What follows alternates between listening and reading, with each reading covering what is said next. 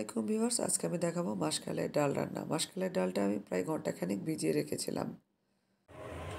ডালটা ভালো করে ধুয়ে নেওয়ার পরে ডালটা সিদ্ধ করতে দিয়েছি আর দিয়ে দিচ্ছি কাঁচামরিচ, রসুন এবং আদা।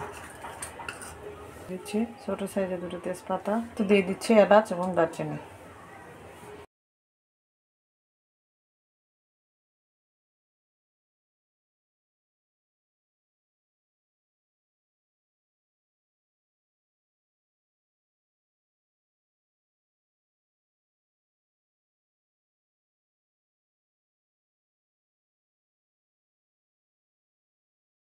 সামান্য একটু হলুদের গুঁড়ি, হাফ চামচের মতো জিরা এবং 1 চামচের মতো ডাল মশলা।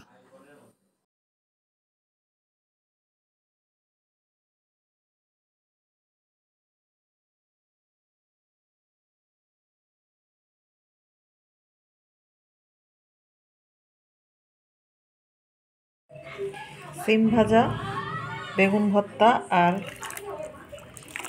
মাসকালের ডাল আমার নানু খুব পছন্দ করতো।